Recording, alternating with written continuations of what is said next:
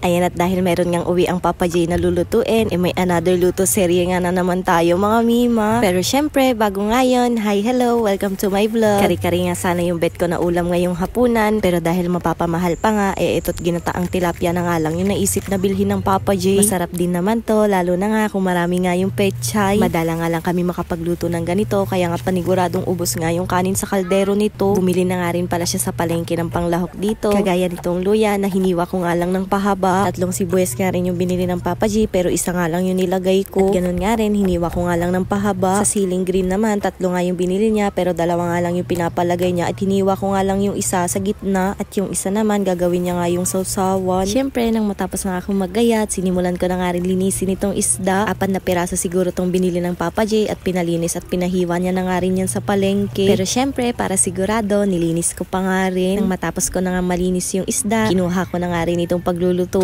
ko. Syempre, iba naman yung gagamitin kong lutuan ngayon para hindi kayo manawa dun sa kawali kong palaging ginagamit. At dahil madalang ko nga lang magamit yung iba kong lutuan, syempre, hinugasan ko na nga muna bago ko gamitin. Tapos, isa-isa ko na nga rin nilagay yung mga isda. Grabe, sobrang perfect nga ng lutuan na to sa dish natin ngayon. Hala, grabe na ang trust issues, hinugasan pa ulit.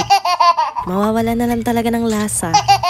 O siya, ayan, at nung wala na nga akong makitang libag sa tilapia, sinimulan ko na nga rin maglagay na kung ano-anong pangpasarap. Hala ate, hindi pwedeng malinis ka lang, dapat masarap din.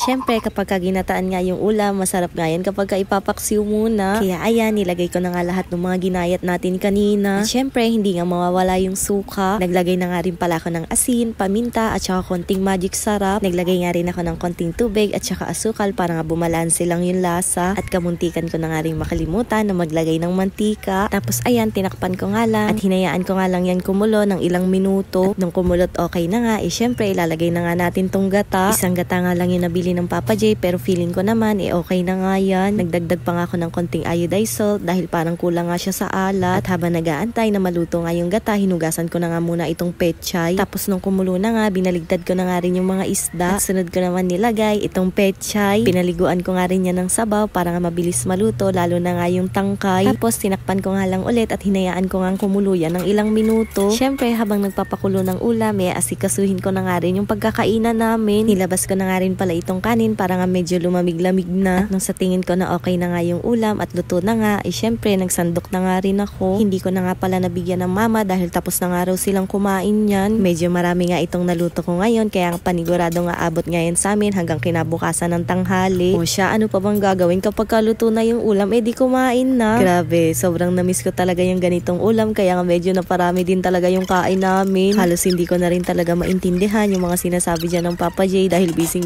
nga akong kumain. Kaya ayan, kakadaldal, naiwan na tuloy siya sa lamesa. Actually, sinisimot niya na nga lang yung mga natirang ulam ng mga bata dahil sayang naman. Syempre, pagkatapos kumain, alam nga naman humilata ka dyan, maglinis ka ate.